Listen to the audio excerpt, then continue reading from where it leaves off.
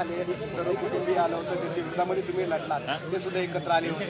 नाही, ते आता खरं तर ते येणार होते हे मला माहिती नव्हतं आणि आमच्या कुटुंबाने नेहमी कौटुंबिक संबंध हे वेगळे ठेवलेत आणि शेवटी साहेब आहेत, त्यांचा 85वा वाढदिवस आहे आणि जाऊन भेटलं पाहिजे, त्या भावनेने ते आले असतील. आम्ही इथल्या कार्यकर्त्याशी चर्चा केली तर त्यांचं म्हणणं आहे की अजित पवार यांनी पुन्हा सोबत येणं गरजेचं आहे. कुटुंब म्हणून तर ते सोबत आहेत असं म्हणत आहे, परंतु राजकीय दृष्ट्या सुद्धा पवार कुटुंबाला पुन्हा एकत्र यावं असं नाही. ती कार्यकर्त्यांची भावना असेल, पण शेवटी आता मी त्याच्यावर कसं बोलणार?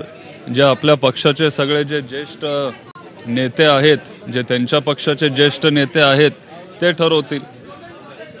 युगेंद्रजी, निवडणुकीच्या काळात जे आपल्याला जसं पाहायला मिळालं की प्रचंड टीका झाली होती, जबरदस्त एकमेकांच्या विरोधात दोन्ही बाजू लढल्या आणि त्यानंतर आज हे चित्र पाहायला मिळालं, तर काय वाटतं? नाही, एकतर एवढे जबरदस्त टीका वगैरे असं दोन्ही बाजूनी झाले नाहीत किंवा म्हणजे सगळ्यांनी निवडणुकांमध्ये पातळी काही कधी सोडली नाही. आमचं कुटुंब कधीच तसं वागत नाही आणि शेवटी राजकारण हे एका बाजूला असलं पाहिजे, विचार हे वेगळे असले पाहिजेत. वेगळ्या आता झालेत, पण कुटुंब नेहमी एकत्र आलं पाहिजे, त्याच्यासाठी आपण प्रयत्नही केला पाहिजे आणि आजचा हा एक प्रयत्न तो असेल.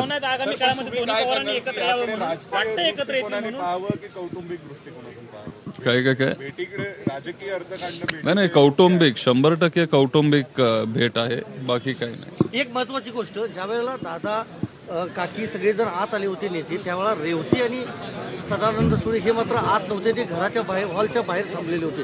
रेवतीचा राग आहे कारण रेवती नाही नाही नाही अहो नाही, अजिबात नाही. अजिबात नाही. रेवतीचा काय संबंध आहे? ती माझी लहान बहीण आहे. ती कुठेतरी किचन मध्ये नाश्ता करत होती, ती तिथंच होती शेजारी, बाकी काय असं नाही. हॉलच्या बाहेर ते आले होते. पण या सगळ्यामध्ये आणखीन एक गोष्ट अशी आहे की जे कुटुंबाचे सदस्य नाहीयेत पण तुमचे कार्यकर्ते होते, साहेबांसोबत राजकारण केलं, असं तटकरे, प्रफुल्ल पटेल, छगन भुजबळ पाहायला मिळाले. नाही, काय ते एकतर आता काही लोक त्यातले खासदार आहेत, काही मंत्री होणार आहेत, काही आमदार आहेत, त्यांना असं बाहेर ठेवणं हे पण बरोबर नाहीये. त्यांना बाहेर थांबत ठेवणं हे योग्य नाहीये. त्याच्यामुळे सगळ्यांना तिथं आत बोलवलेलं. भेटीसाठी फक्त अजित पवार आणि सुनेत्रा पवार आले होते म्हणायचं? नाही नाही, सगळेच होते. माझा भाऊ पण होता आणि त्यांचे काही ठराविक नेते पण होते. प्रफुल्ल पटेल साहेब होते, तटकरे साहेब होते, भुजबळ साहेब होते, अनेक लोक होते आणि मग नंतर आपले लंके साहेब आले आणि तेही आतमध्ये आले.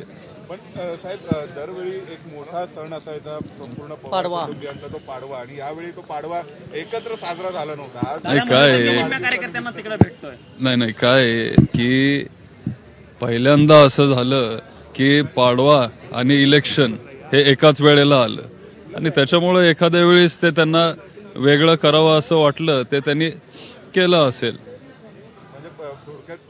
इलेक्शनचा दोष होता, पाडव्याचा दोष नाही. पाडवा साजरा होणार तर पुढच्या वर्षी बघू. थँक्यू.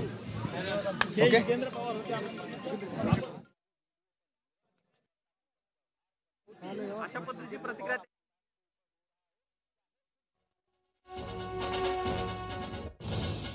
पवार दिल्लीत शरद पवारांच्या भेटीला पोहोचले. ही महाराष्ट्राच्या राजकारणातली आत्ताची सगळ्यात मोठी बातमी आहे. पवारांना शुभेच्छा देण्यासाठी अजित पवार एकटे गेले नाहीत, तर सोबतीला प्रफुल्ल पटेल, सुनील तटकरे, छगन भुजबळ, सुनेत्रा पवार आणि पार्थ पवार हे सुद्धा होते. जवळपास 35 मिनिटं अजित पवारांनी शरद पवारांची भेट घेतली. आज शरद पवार